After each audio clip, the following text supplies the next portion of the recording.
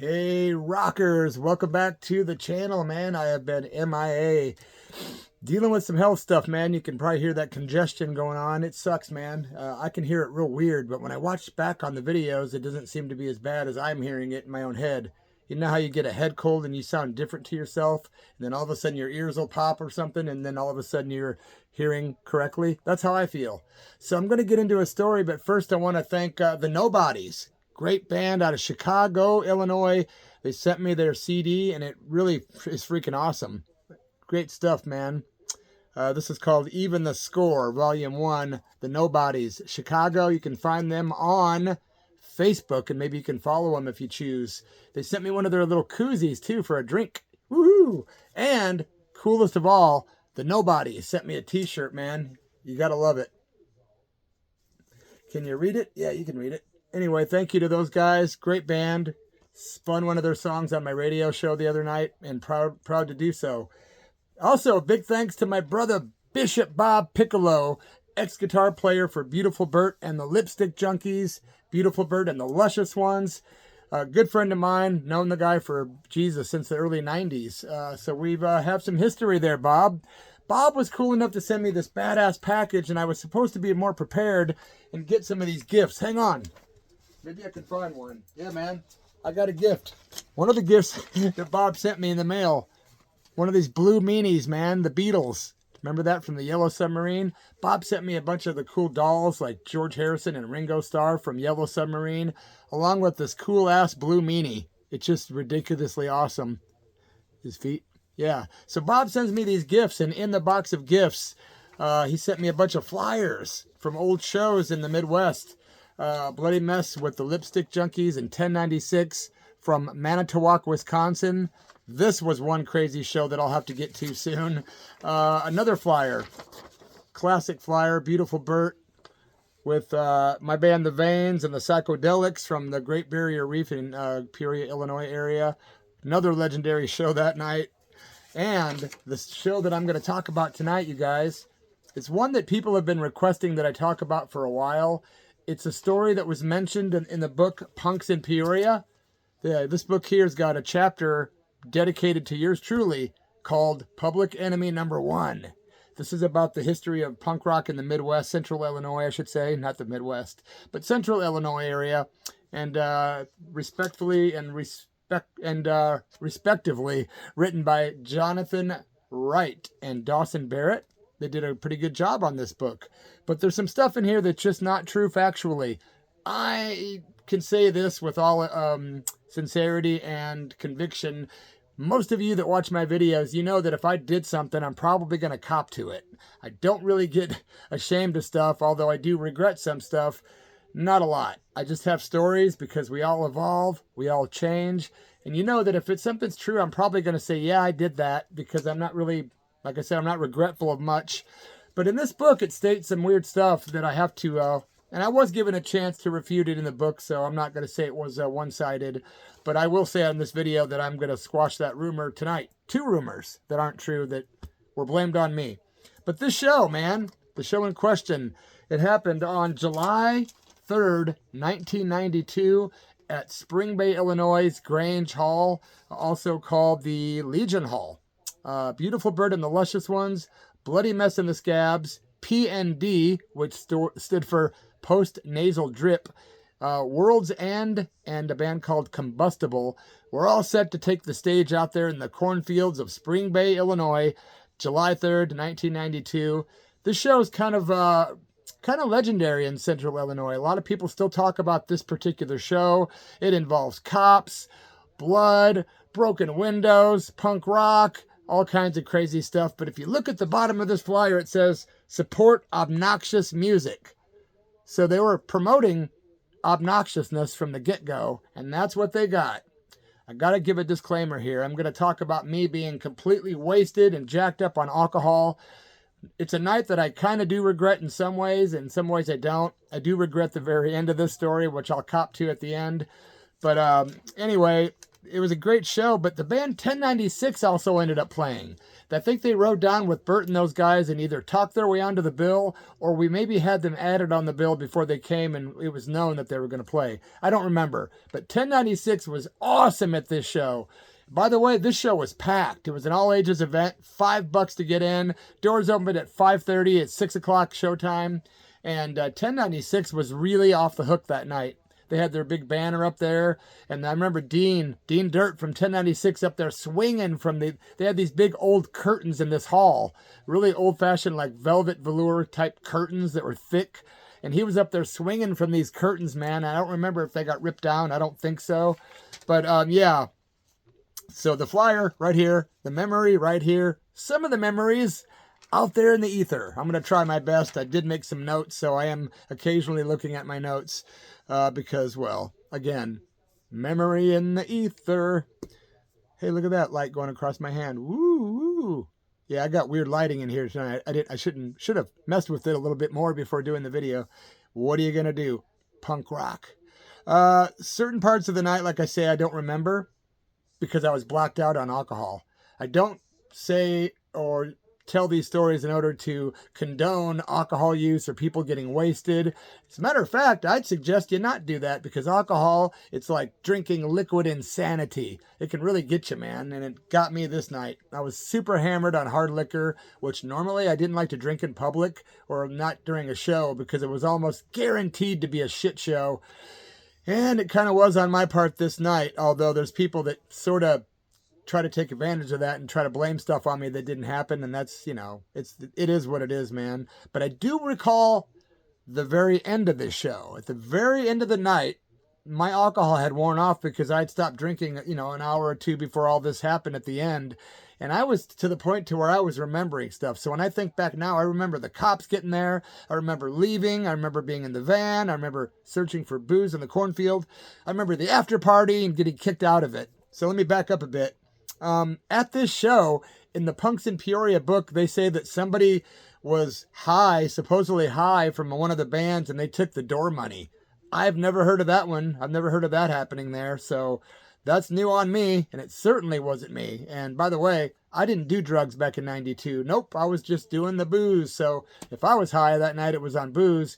But again, somebody's being accused of taking the door money. They didn't say me in the book, but they said a couple other things about me. And supposedly, somebody walked around the hall and smashed out all the hall windows. That wasn't me either, man. My wife, Tracy, was with me that night. I talked to her for quite a while this evening before doing this. She's like, you didn't break any windows. I wasn't blacked out that night. She remembers the whole thing. Also, not only did the hall get trashed during this show that was packed full of all ages punk rockers, but somebody went around, according to this book, Punks in Peoria, right? And they supposedly threw some kind of animal blood or some kind of blood in the interior or the exterior of the building. I don't remember if it was inside or outside. Again, this was specifically blamed on me, and so was the window breaking. In the book, it says people pointed fingers at me. I'm here to tell you, if I did that shit, I'd be the first to admit it. Why would I lie about breaking windows or throwing blood? But let me tell you something about animal blood. I'm an animal nut. Everybody that knows me and has known me since the 80s will attest to the fact that I love animals, and I've always been an animal freak. I would never hurt an animal. No way would I throw blood on some place. Where the freak would I get it? So that's just stupid. And whoever said that I did that, you're wrong. And I did not break windows. Thank you very much. If I did, believe me, I've admitted to way worse, okay? So those rumors are just stupid, man. I'm not blaming the book. They did give me a chance to refute this stuff in the book. So in all fairness, I'm not bitching at the authors. I'm bitching about the people that were interviewed for the book that said I did these things at this show. It's just not true, my man. My man. So I don't remember the opening acts. I have to say sorry if these guys are watching to this day, but I don't remember those guys playing. I do remember the fact that for some reason we were supposed to play before Beautiful Burt and 1096, but all of a sudden, I think maybe the time was flying by, or maybe Burt wanted to get on stage earlier, or 1096. I don't know. But the Skabs and I weren't on yet. I don't know why that is. That's something I don't recall, because earlier in the night, you'll remember I admitted to the fact that I was blacked out drunk at this event. But at the end, when the cops came, I remember that part. So I do have a memory of some of this stuff. What happened was the cops came in, man, and they were freaking out. There were so many cops that came to this show. They were parked everywhere outside.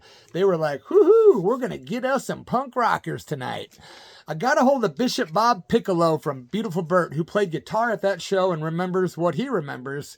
And I wrote it down, so I'm going to read verbatim what he texted me today on the phone. This is what Bob Piccolo remembers. Bob, thank you, man. 1096 played, and all the kids freaked out and went outside. And then we, Beautiful Burt and his band, we went on, and the cops came in before we were done and shut it down. And you, meaning me, he said you were so pissed that the Skabs couldn't play, and you were on the microphone telling the kids not to leave, don't leave, but the cops weren't having it. The show was cut off, and I think you almost went to jail, meaning me. I definitely almost went to jail that night. Basically, when the cops were on stage, we were going back and forth for a while, arguing, and me saying, we demand to play, we haven't done anything wrong, leave.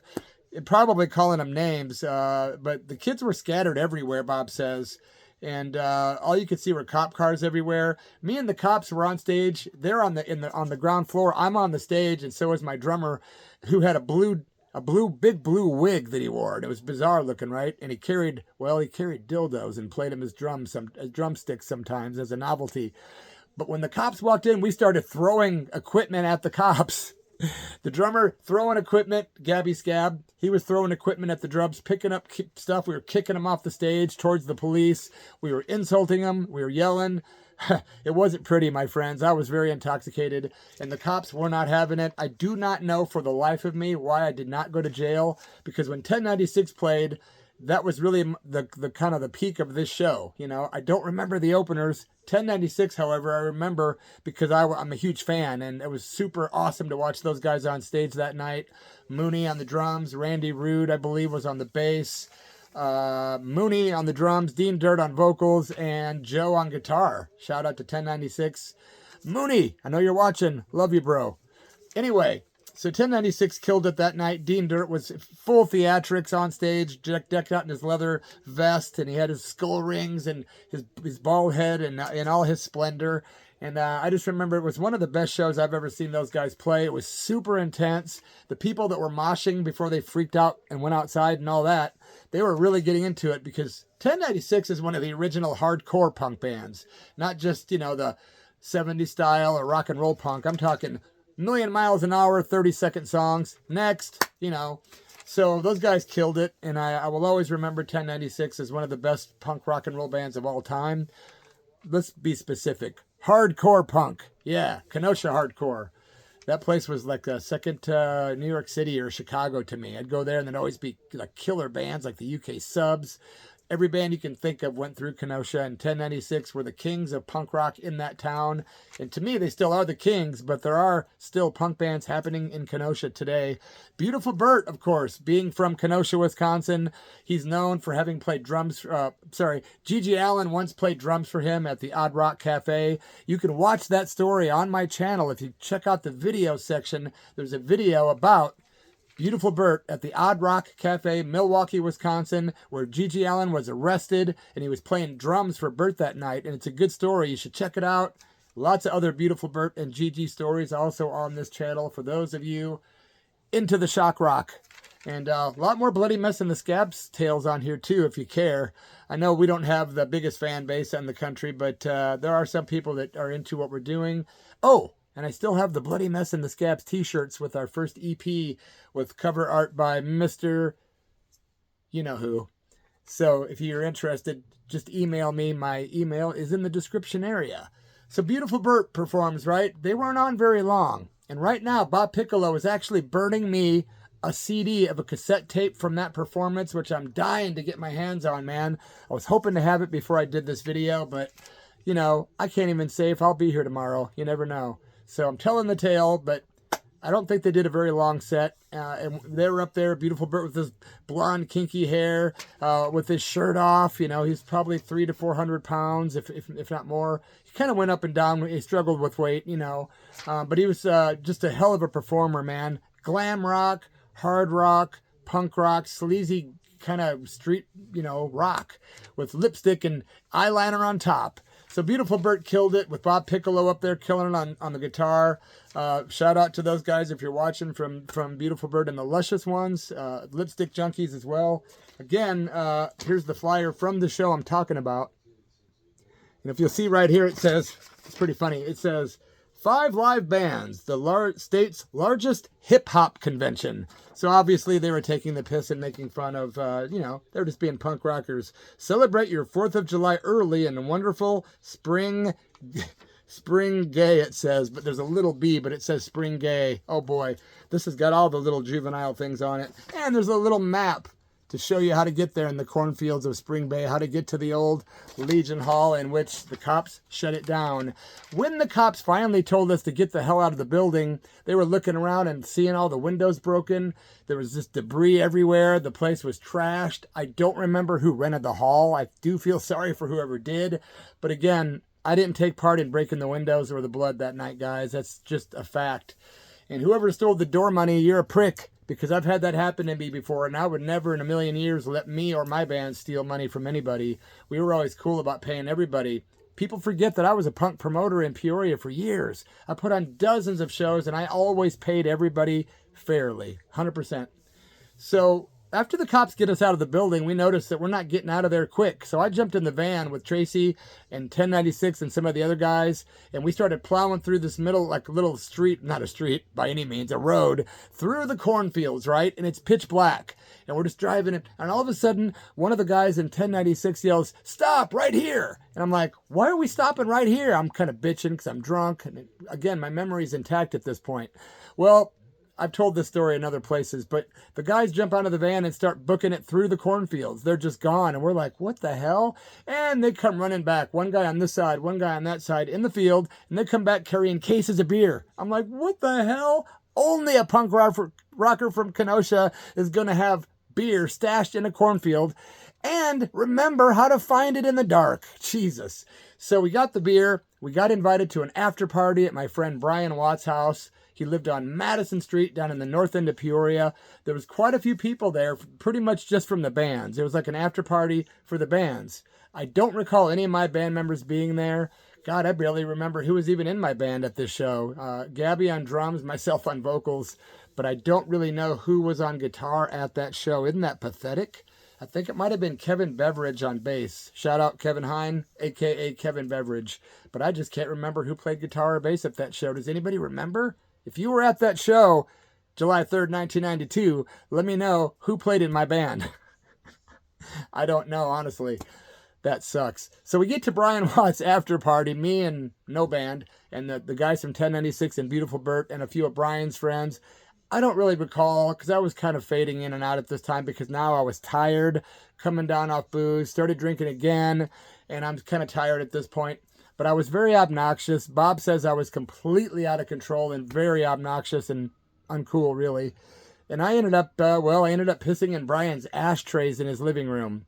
There was a couple ashtrays that he kept out for people that smoked weed. No cigarette smoking was allowed there, but weed was, I think. Maybe it was the opposite. No. Anyway, I was so drunk that I obnoxiously pissed in his ashtrays, and he ended up walking in there, and someone told him, I think, and he went in there and looked right in it. And then he walks over to me and goes, "You can leave." And I thought, F you, I'm leaving. Blah, blah, blah. I was all pissed off, and I ended up driving home, blazed. And at this point, Tracy had already gone and gotten a ride home because whenever I'd get out of control like that, she would kind of say, "You know what? You're going to jail in your time, dude, not me. I'm not dealing with this." And she'd either save my ass or she would split my shirt from the nobodies. So on this occasion, she said, "Adios, amigo. Good luck." And I ended up getting home. But I remember calling Brian's house. Again, memory still intact. I called Brian's house and started bitching at him and yelling like, "Yeah, I couldn't believe that my friends, 1096 and Burt, were out there partying at my friend's house, but I wasn't allowed there." But really, it was me creating my own stupid reality, drunk out of my mind. Everyone else was peaceful, smoking weed, having some beers, rocking out, deflating from the crazy night. But not me. I had to take it to a Keith Moon level of idiocy and drunken lunacy. And that's my story. So yeah, that's pretty much all I remember from that show. I don't to this day remember who put that show on. Does it say? I always thought it might have been me, but I don't remember who put this show. And I did not make this flyer. And it's funny, they put Kenosha. Look at that. Kenosha, Wisconsin. I can only think that was a purposeful thing. They did it on purpose, you know, because punk rock and everything. Hey, man, it's been almost 20 minutes. I'm going to shut my fat face. Actually, my fat face could use some weight. I'm actually 25 pounds underweight. Send me food, and I will tap dance for you. Send me food, and I'm just joking, man. But send me food. Spam. Spam, eggs and spam. All right, man, green eggs and ham. Cheers and thanks for watching. Please think about subscribing to my channel if you want more crazy punk rock, metal, outlaw country, and curveball stories. And maybe next time I'll take a breather and slow down a little bit. You know what I mean? Hey, dudes and dudettes, and those of you in between, I'll catch you on the next exciting installment of Bloody Mess Tells Tales and Tells No Lies. Usually. Rock and roll, man. Okay, sometimes I might stretch the truth, but I don't lie ever. And I don't even stretch the truth. Because can you stretch the truth? Is it like taffy or like saltwater taffy? Do you stretch the truth? Nah, I'm just kidding. It's all in good fun. Ta-ta for now.